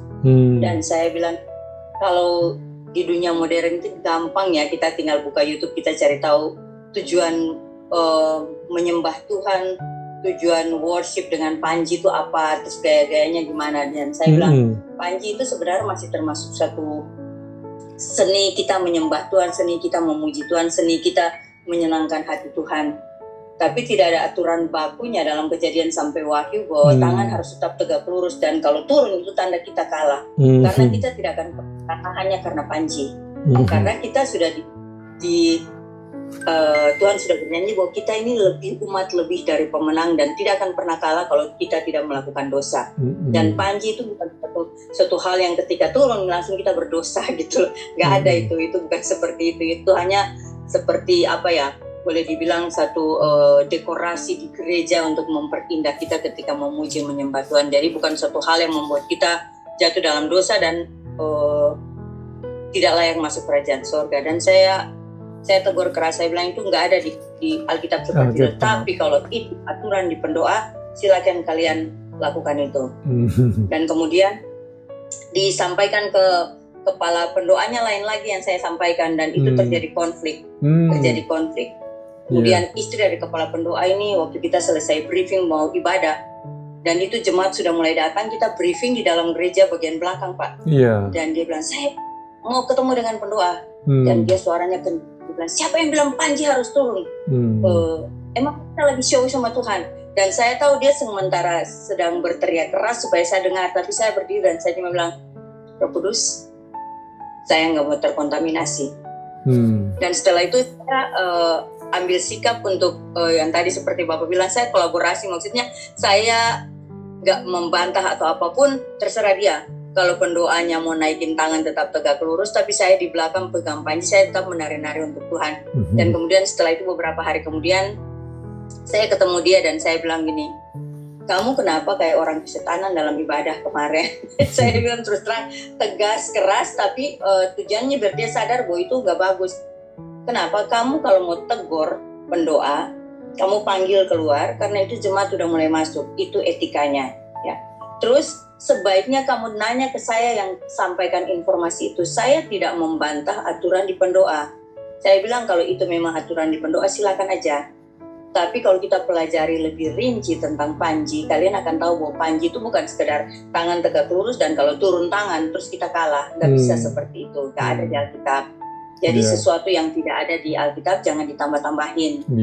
Oke, kita boleh kasih suatu seni yang luar biasa untuk Tuhan, penghormatan untuk Tuhan. Tapi bukan satu prinsip baku bahwa kalau panji tangannya turun, itu tanda kita kalah. Jadi jangan kamu menyampaikan hal yang tidak ada di firman Tuhan seperti itu nggak benar. Walaupun sampai hari ini orangnya tetap berprinsip seperti itu Pak, tapi setidaknya saya sudah menyampaikan bahwa itu tidak sesuai dengan kebenaran firman Tuhan. Yang kedua, saya kompromi. Kalaupun pendoa di depan mau angkat tangan tetap tegak lurus, saya di belakang tetap menari-nari, muter sana muter kiri kanan gitu loh Pak. Jadi ya saya kompromi gitu loh. Jadi nggak membuat konflik dengan itu, terserah mereka. Tapi prinsip saya juga ya seperti itu, karena itu bukan sesuatu yang krusial atau sesuatu yang boleh dibilang sesuatu yang sangat penting banget. Itu hanya aksesoris saja gitu Pak. Jadi kadang mungkin kita harus memilih gaya comforting untuk yang tidak sesuai dengan kebenaran firman Tuhan. Betul. Dia mau terima nanti urusan Roh Kudus. Iya. Dan saatnya juga mungkin kita harus berkolaborasi. Gak perlu memaksakan kehendak kita untuk dia wajib ikut kita, karena itu bukan hal penting yang perlu diperdebatkan sampai titik darah penghabisan gitu. Betul. Iya. Betul. Itu sih kalau dari saya, Pak. Ya, Baik. Jadi saya rasa sudah benar ya bahwa ada kalanya kita itu harus competing ya, konfrontasi dan memaksa dari satu sisi kan untuk kebenaran ya. Tadi ibu-ibu sebut kebenaran ya. Untuk kebenaran ya, untuk resiko iman yang diselewengkan ya, sesuatu yang tidak alkitabiah itu tidak ada jalan lain competing ya, seperti Paulus terhadap Petrus ya, itu dia menggunakan menegur terbuka ya, yang untuk banyak hal tidak disarankan ya, menegurkan satu-satu, kemudian ada orang lain, kemudian baru secara terbuka ya. Tapi dalam hal kebenaran itu kita menggunakan pendekatan competing. Karena kalau metode lain ya, misalnya accommodating, mengalah ya, kan kita nggak bisa mengalah untuk kebenaran ya. Kita tidak bisa, oke deh biarin aja deh, nanti kan jemaat lupa, itu kan nggak bisa ya. Atau biarin deh dia ngajar seperti itu, tapi saya sendiri mengajar cara saya, itu kan nggak bisa ya. Kalau sudah kebenaran. Kalau yang misalnya avoiding, itu kan juga nggak bisa ya, karena avoiding berarti kita biarkan jemaat mendengar, menyerap ketidakbenaran ya. Kompromi juga nggak bisa ya.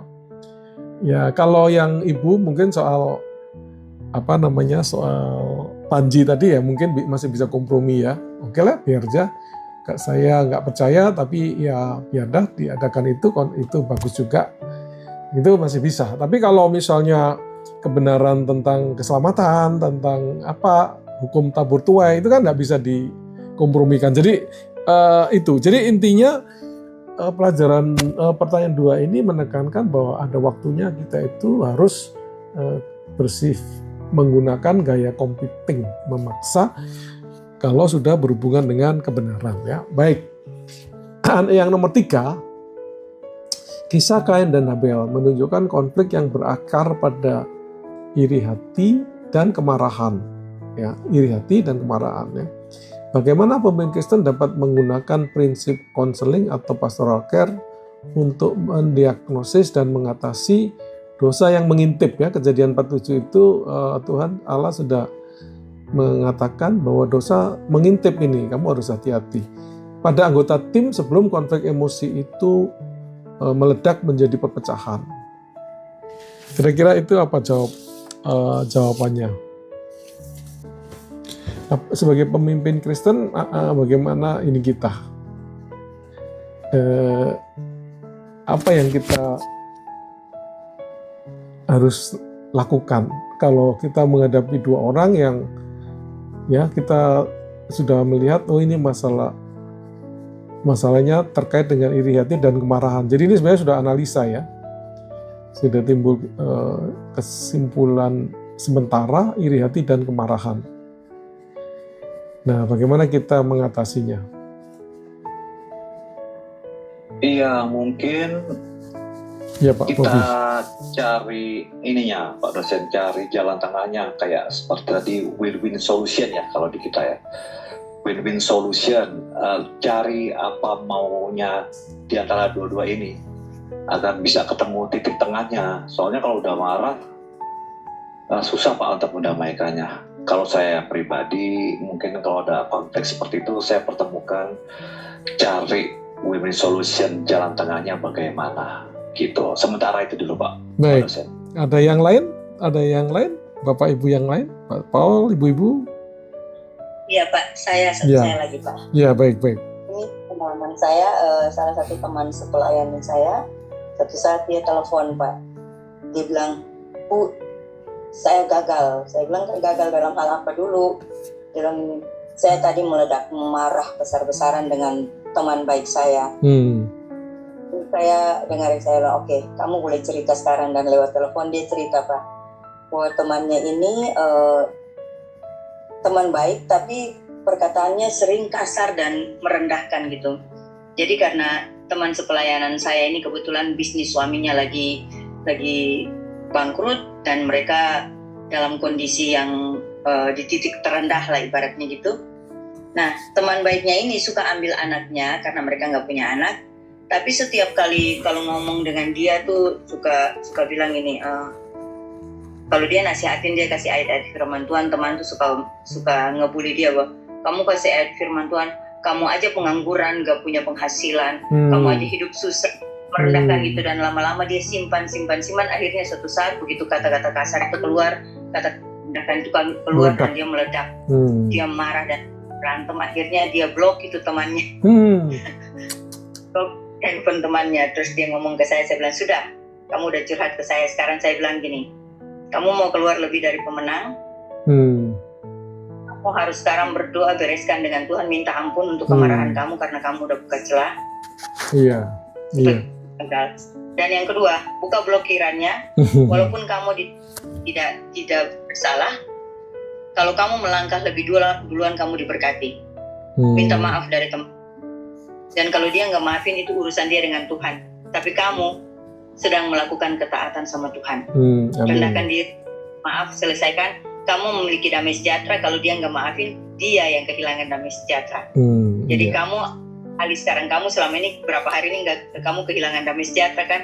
Buka blokirannya untuk dia. Jadi saya bilang ini, kalau kamu mau terus bertahan dengan kemarahan kamu, justru kamu dari orang yang terintimidasi karena kamu pelayan Tuhan. Iya. Iblis buat kamu terintimidasi, kamu gak layak melayani, kamu aja masih simpan kemarahan, masih simpan kepahitan, masih kebencian, gak layak. Begitu firman Tuhan disampaikan, iblis intimidasi kamu lagi, tuh kan firman Tuhan itu buat kamu kan, karena ternyata kamu begini. Jadi bereskan dengan Tuhan, kamu mengampuni, kamu minta ampun, kamu merendahkan diri, minta maaf dari dia. Itu bukan karena kamu memalukan diri sendiri, tapi kamu sedang taat sama Bapamu yang di sorga. Jadi saya bilang begitu, dan akhirnya dia buka blokiran, dia lakukan dan dia bilang ini, saya jadi damai sejahtera, saya jadi kemarahan saya itu hilang dan saya sukacita lagi. Terserah dia mau ngomong apa lagi, saya udah gak peduli sekarang, tapi damai sejahtera saya kembali. Amin. Itu, Pak. Jadi sesuai firman Tuhan aja mungkin kita konselingnya, Pak. Baik. Terima kasih. Jadi saya rasa baik itu. Jadi maksudnya memang pertanyaan ini itu kita itu perlu mendiagnosis, ya kan? Kita perlu mendiagnosis, artinya memahami ya, ini persoalan apa? Oh, ini persoalan dosa. Nah, sebagai persoalan dosa yang berhubungan dengan karakter, kemarahan itu, ya kita kemudian kita mendiagnosis dulu, oh ya ini persoalan dosa ini, ya, kemarahan yang berlebihan ya. Nah kemudian ya menggunakan pendekatan pastoral yang menolong dia untuk bertobat seperti ya ibu tadi lakukan dengan gaya ibu. itu saya rasa masing-masing punya gaya, tapi ya intinya persoalan ini perlu diselesaikan melalui pertobatan, ya, konflik ini, ya kan? Kalau dua-dua sama-sama punya masalah dosa seperti ini, dua-duanya marah, maka perlu dua-duanya bertobat, ya. Jadi itu maksudnya, Bu. Jadi sebagai pemimpin Kristen, ya kita itu tadi, kita bukan masalah manajemen biasa ya yang kita kerjakan ya. Kalau manajemen biasa kan itu tadi kita bisa ya sekedar accommodating atau win-win atau apa. Tapi kalau ini dosa, wah kita harus selesaikan dengan melihat akar masalahnya dan kemudian menuntun seseorang dengan lembut untuk bertobat. Jadi itu Bapak Ibu yang kita pelajari hari ini, waktunya sudah pas. Jadi intinya itu konflik, kita hidup dengan konflik ya, dan ya sebagai pemimpin Kristen kita itu tidak bisa membiarkan konflik ya. Jadi kita harus menjadi pembawa damai ya, pembawa damai. Dan untuk itu kita belajar apa penyebabnya sehingga kita bisa mengarahkan solusi kita, intervensi kita itu dengan efektif ya. Apakah masalah struktur? Oh, berarti hanya sekitar masalah pengaturan ini, atau masalah relasi. Nah, relasi ini bisa yang pribadi, bisa juga masalah dosa tadi ya. Sehingga kita atasinya dengan